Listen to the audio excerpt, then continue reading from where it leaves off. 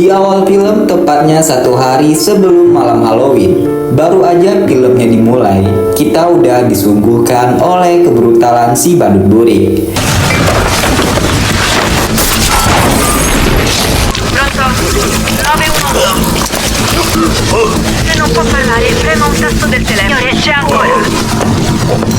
Pronto? 129 Peterson Drive, Vittorio di arrivando.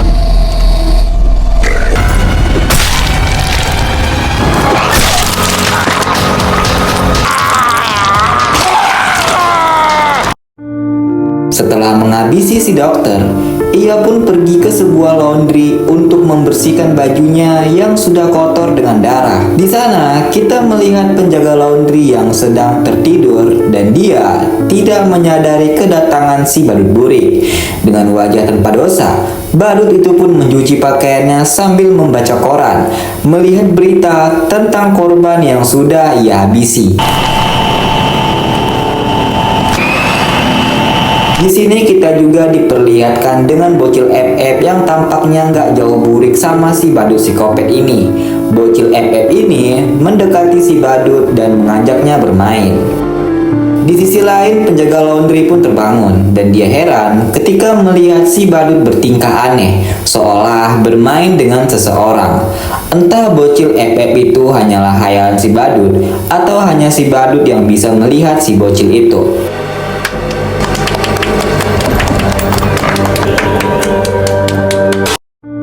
Setelah semuanya sudah selesai, ia pun langsung meninggalkan laundry itu. Tapi tentu saja, ia tak lupa menghabisi si penjaga laundry. Kemudian scene beralih ke seorang perempuan bernama Sienna. Terlihat Sienna yang sedang menyiapkan kostum yang ia buat sendiri untuk merayakan festival Halloween bersama teman-temannya. Di rumah itu, ia hanya tinggal bertiga saja, dia, ibunya, dan adiknya yang bernama Jonathan. Ketika sedang makan malam, Jonathan mengatakan dia ingin merayakan pesta Halloween menggunakan kostum si badut burik. Tapi Sienna melarangnya, karena ternyata berita tentang si badut psikopat ini sudah sangat terkenal di kota itu. Dengan tragedi tewasnya 9 orang yang dibunuh oleh si badut burik ini pada tahun yang lalu. Ternyata Jonathan adalah bocah yang sangat terobsesi dengan cerita persikopatan, termasuk si badut burik. Dia juga sering searching tentang berita si badut. Di berita, si badut dinyatakan tewas, tetapi anehnya jasad si badut menghilang dan sampai sekarang belum ditemukan. Pada saat Sienna tertidur, kemudian dia bermimpi sangat aneh. Di dalam mimpinya, dia berada di sebuah tempat bermain yang disebut dengan kafe badut. Terlihat tempat itu sangat menyenangkan dan semua orang terlihat sangat ceria. Sienna yang merasa mimpi itu seperti nyata, dia terlihat sangat kebingungan. Dan yang lebih mengerikannya lagi, si badut yang menjadi ikonik di kafe itu, ternyata dia ada di sana. Badut itu memberikan hadiah kepada semua orang yang ada di sana dan semua orang terlihat sangat bahagia. Lalu tiba-tiba acara itu seketika menjadi area pembantaian.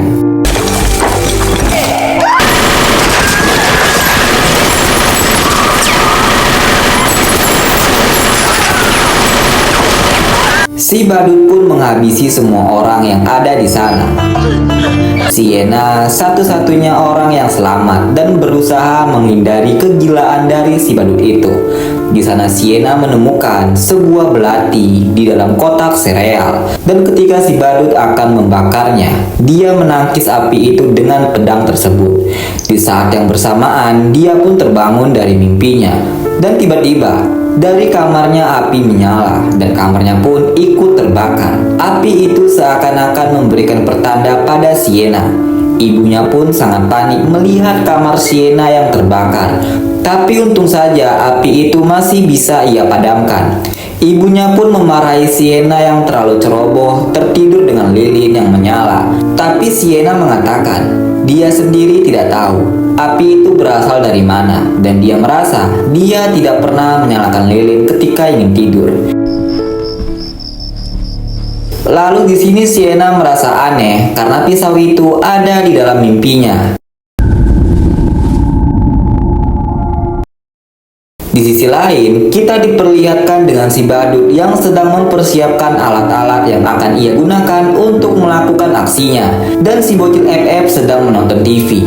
Dan di sini adalah adegan yang kita lihat di film pertama, ketika Victoria sedang diwawancarai di sebuah podcast sebagai satu-satunya orang yang selamat dari kebrutalan si badut. Scene berpindah ke Sienna yang sedang pergi ke toko kostum bersama temannya yang bernama Ellie.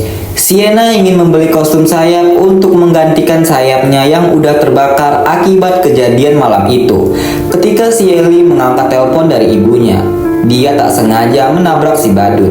Tapi karena tempat itu merupakan toko kostum, jadi Ellie mengira dia hanyalah pria aneh yang menggunakan kostum badut. Di sisi lain, saat Sienna sedang asik mencoba kostumnya, tiba-tiba ia dibuat terkejut dengan kehadiran si badut yang sedang memperhatikannya. Tapi Sienna masih belum yakin dia psikopat badut yang asli atau hanya orang biasa.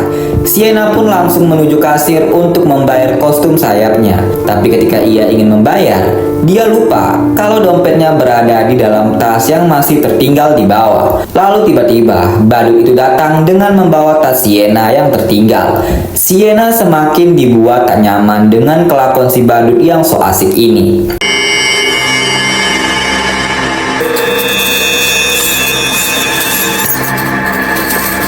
Untungnya Sienna langsung pergi dari tempat itu, tapi sayangnya tidak untuk si kasir.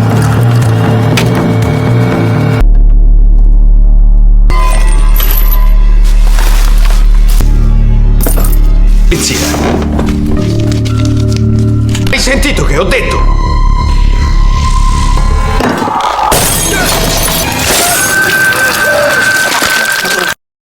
Kemudian Sienna berkata pada temannya kalau di toko kostum tadi dia bertemu dengan si badut burik.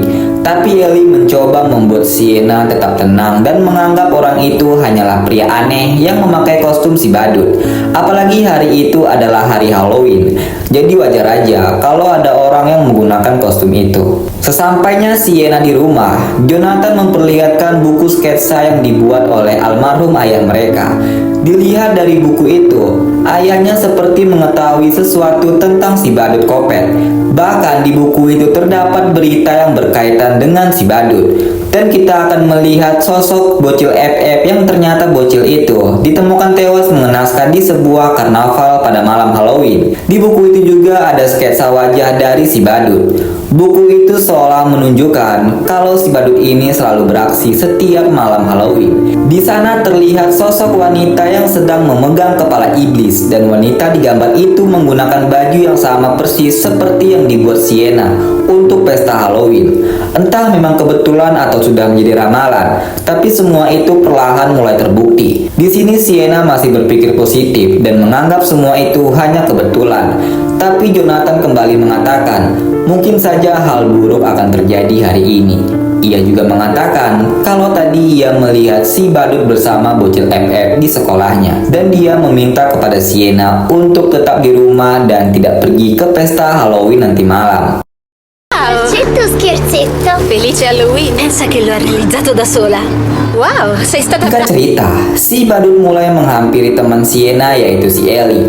Pada siang itu, karena malam Halloween banyak anak-anak datang ke rumah untuk meminta permen. Lalu tiba-tiba si badut datang ke rumahnya untuk meminta permen.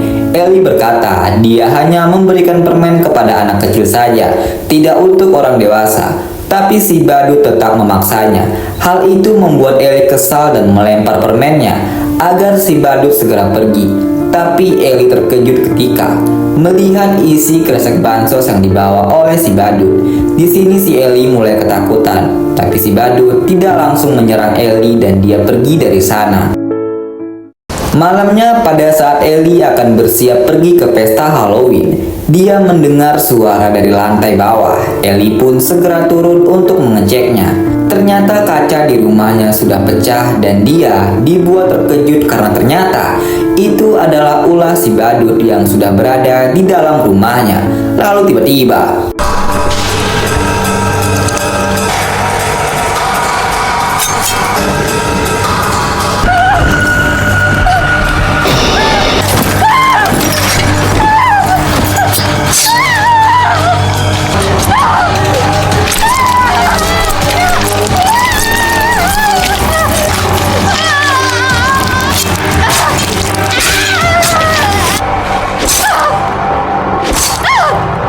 Singkat cerita, ibunya Ellie pulang ke rumah.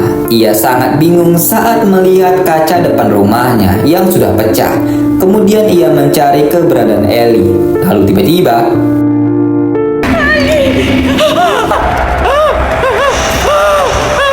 Oh my god. Wah. betapa kagetnya si ibu saat melihat keadaan Ellie yang sudah terlihat seperti zombie. Tetapi ia masih hidup. Bahkan si badut dengan santainya memainkan tubuh Ellie yang sudah sekarat. Tak lama kemudian datang segerombolan anak-anak ke rumah Ellie untuk meminta permen. Si badut pun langsung keluar dan membagikan permennya. Tapi yang mengerikan, Sono sangue finto, mettila nella zucca. Oh my god. Wah. wadah yang ia jadikan tempat permen adalah kepala dari ibunya Ellie yang ternyata sudah dibunuh oleh si badut burik. Karena itu malam Halloween, mereka mengira kepala itu hanyalah kepala palsu. Di waktu yang bersamaan, tampak Sienna yang sudah siap dengan kostumnya. Dia izin pada ibunya untuk pergi ke acara pesta Halloween. A dopo.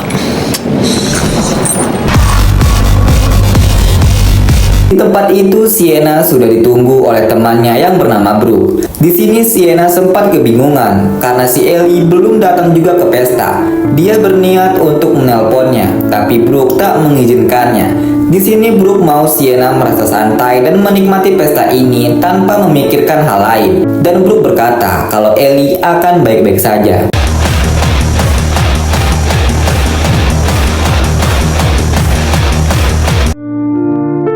Scene beralih ke Jonathan yang terlihat resah dan takut kalau badut itu akan benar-benar kembali. Di sana ia kembali meyakinkan ibunya kalau di sekolah dia melihat keberadaan si badut. Jonathan pun memperlihatkan buku sketsa yang sedang digambar oleh ayahnya. Kemudian terjadi keributan antara keduanya.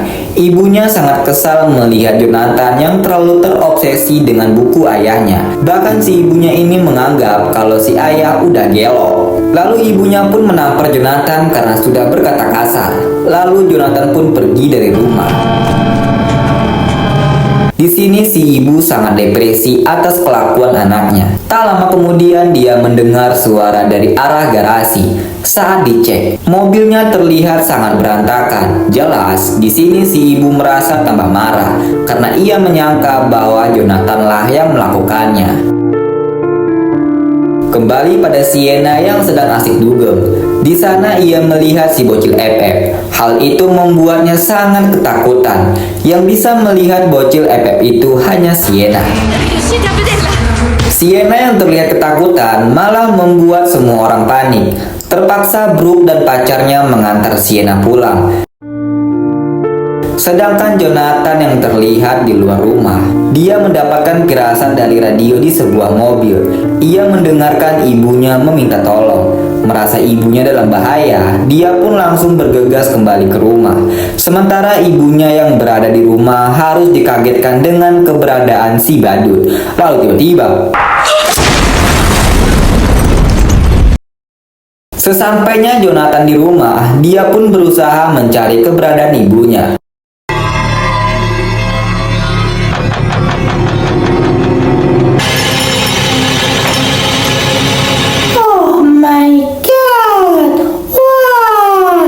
Tapi sayangnya, ibunya sudah meninggoy dibunuh sama si badut burik ini.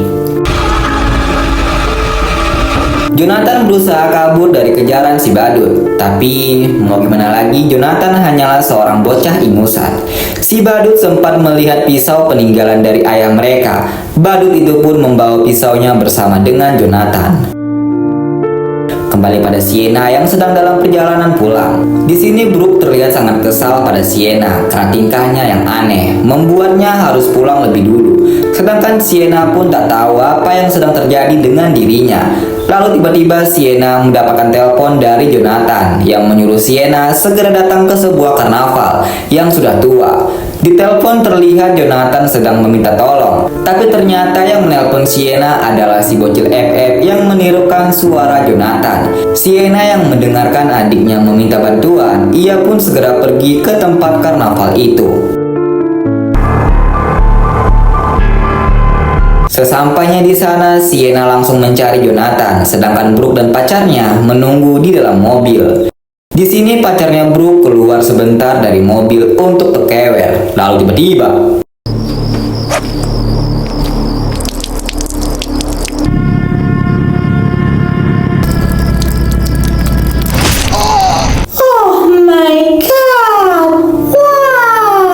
lagi asik-asik kata kewer, otong pacarnya si Brooke pun disunat oleh si badut buri. Hilanglah masa depan. Brooke yang hampir saja jadi mangsa si badut berhasil meloloskan diri. Sedangkan Sienna masih berputar-putar di dalam sana untuk mencari Jonathan. Seketika Sienna mendengar teriakan dari Brooke dan dia pun langsung menghampirinya. Lalu tiba-tiba Ti prego, fermati!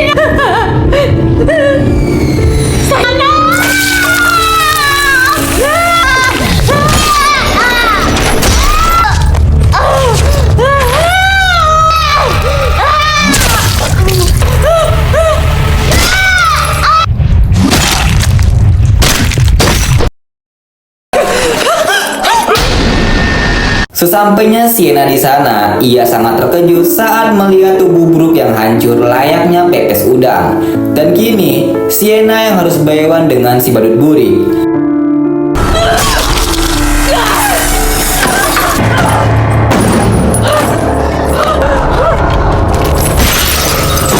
Jonathan yang sudah sadar dari pingsannya bertemu dengan Sienna yang sedang bewan sama si badut. Si badut juga mengetahui keberadaan Jonathan. Sienna pun menyuruh Jonathan untuk segera pergi dari sana. Jonathan, scappa!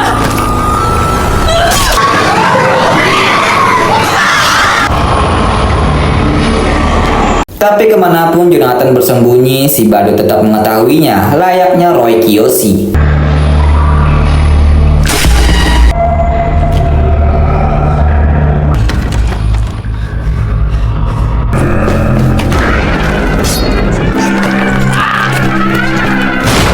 Sienna yang tersadar langsung membantu adiknya.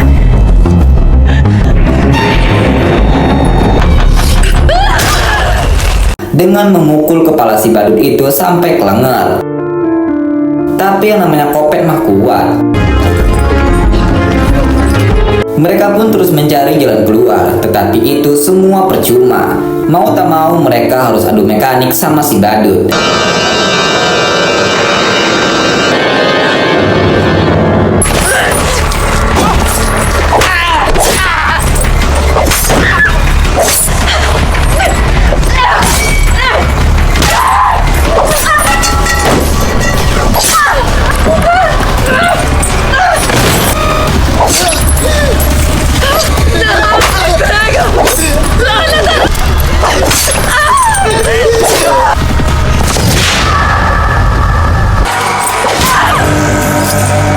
Sienna yang cosplay jadi Freya langsung mengeluarkan ulti dan inspire-nya sehingga dia bisa epic comeback menyerang si badut itu.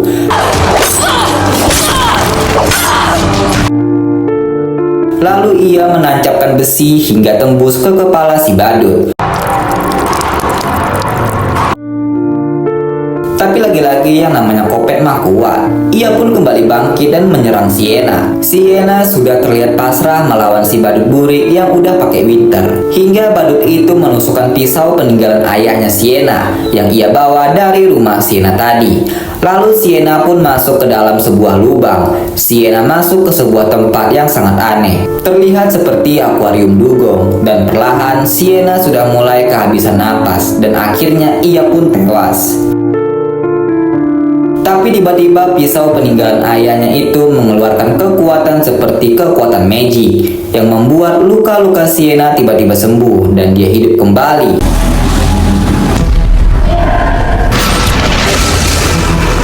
Layaknya seperti superhero, Sienna pun kembali bangkit dari kematiannya ketika si badut sedang asik menyiksa Jonathan. Lalu tiba-tiba Sienna pun datang dan langsung memenggal kepala si badut, persis seperti apa yang sudah diramalkan di buku ayah mereka. Dan kini si badut sepertinya benar-benar tewas. Lalu tiba-tiba bocil FF pun datang. Dia pun membawa kepala si badut pergi dari sana. Sienna dan Jonathan pun akhirnya bisa selamat setelah melewatkan malam Halloween yang begitu menyeramkan.